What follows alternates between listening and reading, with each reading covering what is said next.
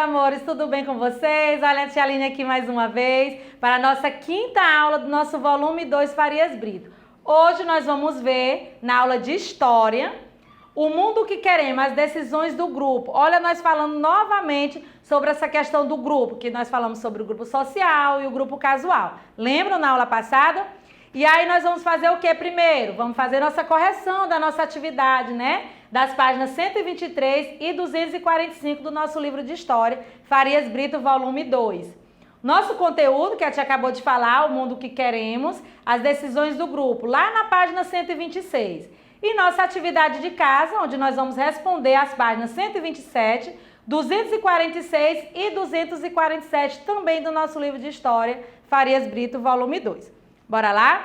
Primeira questão, lá da página 123, localize no seu livrinho, tá bom? Toda vez que a tia for começar a dar aula, pegue logo o material, o estojo, enfim, para quando a gente começar, a tia sempre começa da mesma forma, fazendo as correções, e aí você já vai estar no ponto para a gente começar. Bora lá?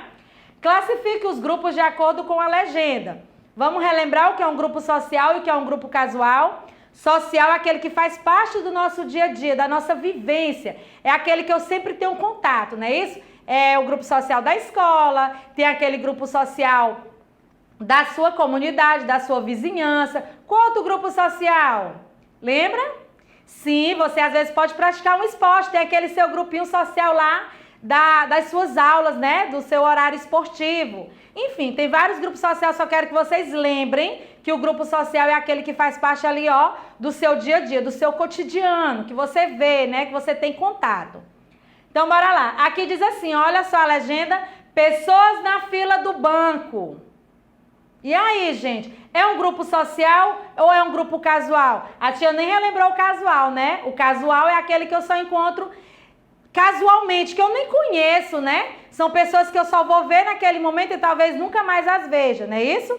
Então, bora lá. E aí, pessoas na fila do banco, é um grupo social ou é um grupo casual? Foi que vocês responderam? Grupo social, grupo casual, perdão. Muito bem.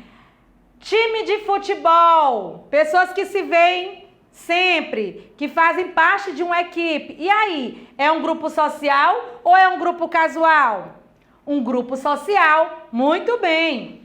E pessoas andando no ônibus, será que essas pessoas todas se conhecem? E aí, é um grupo social ou casual? Casual, talvez essas pessoas aqui nunca mais se encontrarão novamente, não é isso? E lá, as pessoas vendo um filme no cinema, o que vocês responderam? Um grupo casual também. Alunos em uma aula na universidade. Um grupo social, muito bem, meus amores. E a famílias e amigos em uma festa de casamento? Social também. Muito bem, acredito que ficou bem claro que é um grupo social e que é um grupo casual, não ficou? E aí, para ficar mais fixo ainda, mais outra questão, lá da página 245. Identifique nas imagens se o grupo ele é social ou se ele é casual. Baseado no que nós já falamos, que a tia já falou várias vezes. E aí, lá as pessoas no ponto de ônibus, é um grupo o quê? Casual. Muito bem, meus amores. E os alunos do nosso segundo ano, por exemplo, lá na sala de aula, ele é um grupo o quê?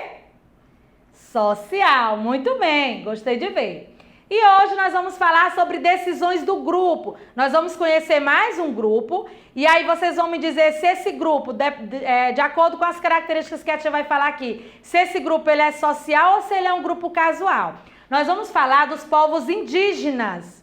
Vamos lembrar como é que vivem os povos indígenas, gente? Aqui ele diz que ele tem os costumes, tem as tradições, tem a sua língua, tem o seu jeito de morar. Nós vamos ver as moradias dos indígenas, vamos ver como é que eles se socializam, como é que é dispostas as moradias desses índios, ok? E aí diz o quê? Que esse conjunto de moradias indígenas vão formar uma aldeia. Então assim, se são moradias, se é uma comunidade, lembra que nós falamos, né? Que esse grupo de moradia vai formar uma aldeia. E aí, será que os indígenas eles são um grupo social ou eles só são um grupo casual, gente?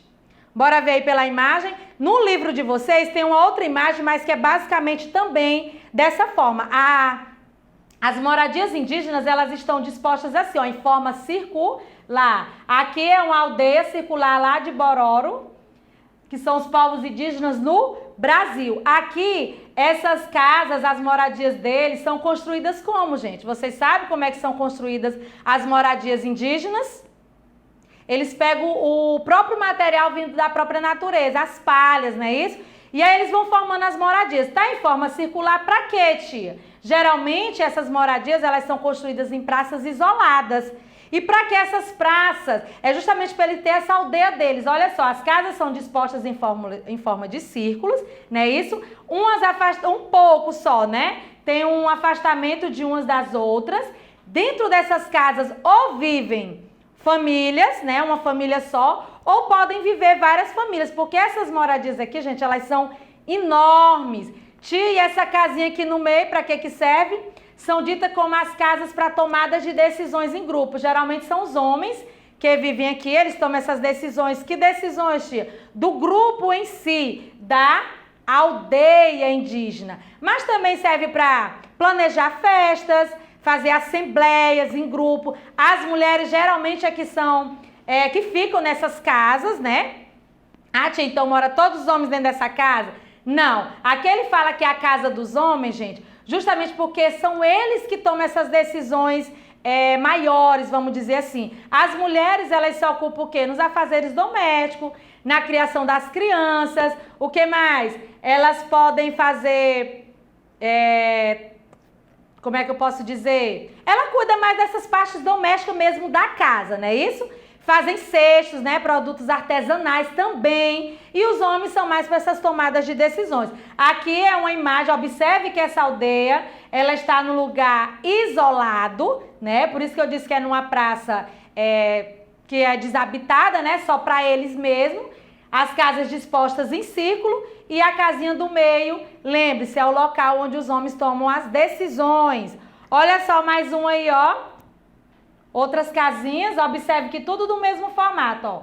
Em círculos, olha que as pessoas vivendo em sua comunidade. Então a gente vê que aqui é um grupo social, as pessoas se socializam, as pessoas convivem. A tia disse o quê? Que geralmente eles fazem o quê? Podem morar junto, várias famílias numa casa só, ou só uma família por cada casa. Vai de cada comunidade e do querer de cada um também. Mas o que é que eu quero que vocês saibam? Que eles vivem em sociedade aqui entre eles. Eles se ajudam entre si, não é isso? É para o bem comum de todos. E essas tomadas de decisões é a tomada que vai valer para o grupo inteiro. Não é só para eles que estão tomando a decisão, não. É para o grupo todo, para a aldeia inteira, não é isso? E vocês, gente, já viram espaço como esses mostrados nas imagens? Ah, tia, aqui eu nunca vi. Mas vocês já viram na televisão? Ou até mesmo na internet? Já viram? Se a gente pesquisar, gente, a gente vai encontrar. E tem uma parte da nossa atividade que ele pede que você faça essa pesquisa, para você se adentrar mais, conhecer os costumes, conhecer as crenças dos indígenas, que são diferentes sim das nossas, muito diferente. Eles gostam mais de trabalhar nessa questão mesmo da natureza. Eles retiram da natureza basicamente só o que eles realmente precisam, diferentemente muito da gente, né? Que às vezes a gente retira até mais do que necessário. Então vocês vão aprender, vocês vão pesquisar esses costumes, essas crenças, os valores das pessoas indígenas que vivem nessa aldeia, que vivem nessas comunidades, ok? E aí ele pergunta, vocês concordam que esses espaços facilita o diálogo? Tia, que espaço? Vamos voltar só um pouquinho. Esses espaços que tem entre uma casinha e outra, vocês acham que isso facilita o diálogo? É legal viver dessa forma? A gente, apesar de não vivermos em círculos, mas nossas casas, geralmente aqui que a gente vive aqui no bairro, por exemplo, no bairro Mocambio que nós estamos, as casas são uma do lado da outra. Só que entre uma casa e outra, no caso da gente, tem os muros, não é isso? Aqui não, aqui são todos juntos, né, reunidos. O que separam mesmo só é apenas os espaços e eles vivem em comunidade. E aí, vocês acham que isso facilita o diálogo deles? A comunicação, a interação? E aí? Sim, gente, facilita bastante. Veja que na imagem tem aquela casinha lá no meio em que é tomada as decisões. E essas decisões ela vai valer para a aldeia inteira. Não é só para a família daquela pessoa que está lá tomando a decisão, não. É para aldeia inteira. Então, sim, facilita sim a comunicação entre eles. É muito importante para eles essa disposição das moradias em formas circulares, ok? Ficou claro? Se ficou alguma dúvida, gente, vamos pesquisar aqui na atividade aqui que a tia vai falar, vai vir. Olha só, ele pede que vocês respondam a página 127, 246 e 247. Aqui ele pergunta o quê? Ele diz assim, o que é aldeia? E aí, gente, nós falamos lá no comecinho, a tia disse o que é uma aldeia. Não foi isso? E aí você vai marcar a resposta correta. Vocês acham que a aldeia é o lugar onde os indígenas apenas praticam a agricultura? Lembrando que eu falei para vocês que várias atividades que os indígenas praticam também, gente, é da natureza. É a caça, é a pesca, ok? Então aí, é só para isso? É o plantio também. E aí, só é para agricultura essas aldeias? É só o lugar onde eles vão praticar essa agricultura, esse plantio? E aí? É o conjunto organizado de moradias indígenas? É o lugar onde os indígenas praticam a caça? Observe que tem duas alternativas aí que estão fazendo, estão especificando só uma coisa só. Será que é isso que realmente significa o que é aldeia? Aí vocês vão olhar aí direitinho, não é isso? Olha aí a pesquisa que a tia falou. Vocês vão pesquisar em sites, pode ser em livros, pode ser em revistas, outras formas de organização de uma aldeia indígena. E faça o desenho de uma delas. Por que está dizendo outras formas, gente? Porque aqui a tia mostrou uma delas, que foi a forma circular. Tia, e por que você não mostrou as outras formas? Porque aqui ele pede que você faça a pesquisa, porque aí você vai descobrir quais são as outras formas que os indígenas distribuem essas moradias dele. Ali só é uma das formas, tá bom, gente? Então vocês vão pesquisar outras formas, você bote lá no site, tá bom? Outras formas, né, de organização de uma aldeia indígena. E aí você vai olhar essas outras formas, com exceção da circular, que a tia já mostrou, e aí você vai fazer o desenho. E lembre-se sempre, colocar a legenda, ou seja, você vai dizer de que forma está sendo distribuída essa aldeia indígena, ok? A tia botou na minha legenda lá, eu botei lá da forma circular, disse qual era a aldeia, né, o nome deles, e aí disse que era de forma circular. E vocês vão também fazer o desenho de vocês de uma outra forma, depois da pesquisa, e vão dizer, botar a legendinha, para todo mundo saber do que se trata e de que forma aquela aldeia está sendo distribuída, ok? Sétima questão, lá da página 246. Os índios, eles se organizam de formas variadas. Olha aí, uma grande quantidade de indígenas vive em grandes cabanas chamadas de ocas. Nas ocas existem várias famílias vivendo juntas. Lembra que a tia disse que pode ser apenas uma família, mas pode viver várias também juntas? Olha aí, comprovando o que a tia já falou. Assim como elas vivem juntas, elas formam uma comunidade, a junção de várias pessoas.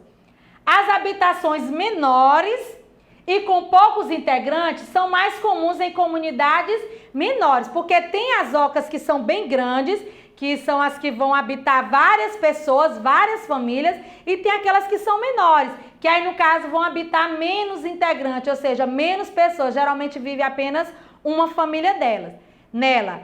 Por isso que a tia disse, tem umas que podem viver várias, tem outras que só vivem uma.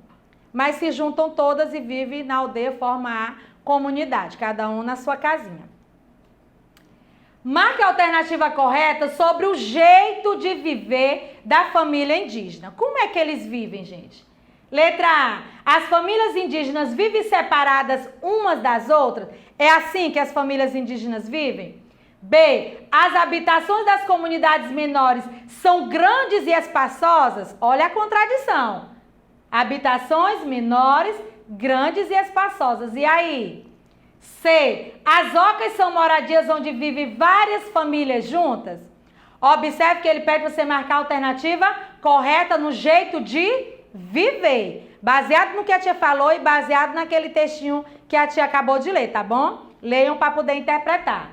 Oitava. Escreva uma diferença entre o modo de vida das famílias indígenas e das famílias que vivem nas cidades. Ou seja, aquelas pessoas que vivem ali juntas, vamos dizer assim, né? E das pessoas aqui que não vivem juntas, que eu digo assim, não vivem várias famílias, como é o caso dos indígenas, que podem viver várias famílias juntas.